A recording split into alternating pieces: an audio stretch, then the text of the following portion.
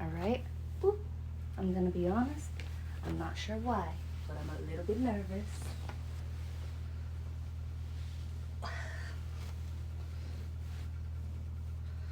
Hi.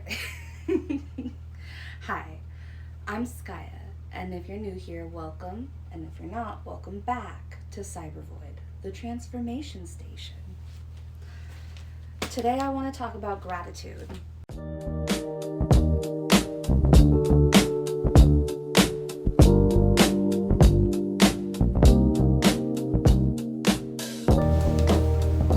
Okay. Yeah, and this is another late video. I'm getting really bad at this, you guys. But it's still sort of the beginning, kind of. But also, I really am just dropping the ball. I'm not gonna lie. Too much life going on. When I was younger, I was great at pinpointing everything wrong with a situation, which would often lead to complaining. Oftentimes, when I was deeply upset or troubled over something, I would get dismissive results. "You should just be grateful" was one that pissed me off to no end. Here I was, upset with the hand I'd been dealt, being told that I needed to appreciate it. It's taken me many lives to realize the value in gratitude, when it's not being used against you conversationally anyways. In a world always pointing out your flaws, what you don't have, it can take some eye-opening to really see what you do have. Once you value something, you're more likely to tend to it. I'm grateful for my home, so I do my best to take care of it. When you start living with gratitude, it can be draining when those around you don't operate the same way. When I'm cleaning my house on my own because I'm grateful to be here, nobody else is investing that energy or time into the living areas, I feel like they should go on a camping trip and realize what it's like when their home isn't there to support them. When you don't have as much privacy or easily accessible showers or bathrooms. I'm not saying to just be grateful and stop striving for more, or to not change what needs to be changed, but definitely don't take the bare minimum for granted. A lot of people don't even have that. All it takes is being snowed in on top of a mountain once to know that you're grateful for community.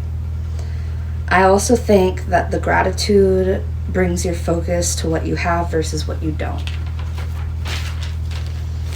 As a kid, there was always the next new shiny thing on TV.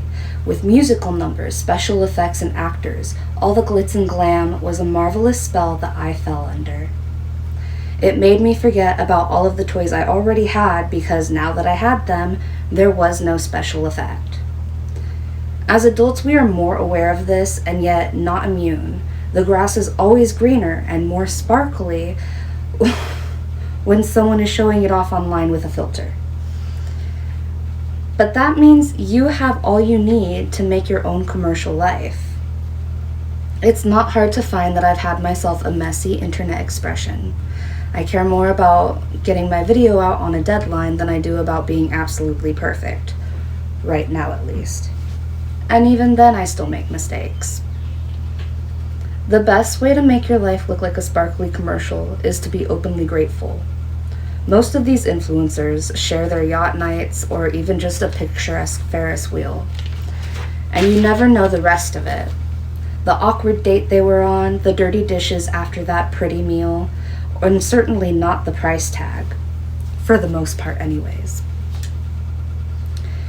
No, usually they zero in on the things that they're grateful for, which in turn makes you jealous because they're expressing gratitude while you don't know how to be grateful. You maybe tell yourself that being a show-off is annoying while failing to ask yourself why you're still watching. It's your attention and you're just giving it to them. Because what? Because they have something you want. Bingo. And it's easier to hate the person who has it than to go and to get it yourself. It opens you up to an intense inner work when you dissect the way you think and respond. You may not always get to be aware and choose your emotional state and responses, but having that self-awareness opens the doors to control. Realizing you are jealous and instead turning it into inspiration, motivation, and admiration. I'm not going to admire someone just for being rich and getting what they want. I will admire hard work and humanity. I will be proud of the person who's finally making it and everyone who supported them. I will be inspired when I see what I want, and if I decide that's really what I want, I will use the example I could have been jealous of as motivation. When I find myself focusing into the negative energy, I shift my focus.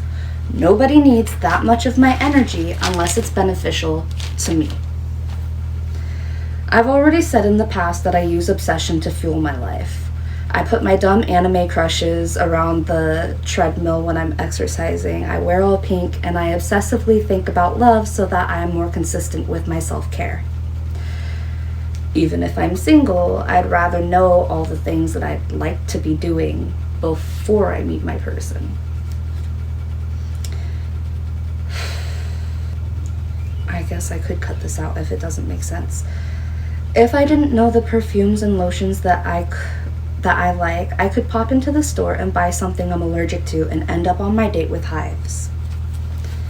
So though I am a lifelong obsessed lover girl who has literally ached for somebody to be mine, I am grateful for the time I have to focus on myself. I'm grateful for my standards, my discernment, and even my ability to hold out for something I don't even know exists. And again, when it becomes too much or too negative, I cut it off and I look for anything else. Focus is like a kitchen. Everything needs your attention, but they also need their cook time. The things you hate about life are like the veggies. You chop it up and walk away until you need it. You stir your ambitions continuously and keep a close eye on them. And the rest you can pretty much eyeball. But trust me, you don't want to season your ambitions with envy. It's bitter.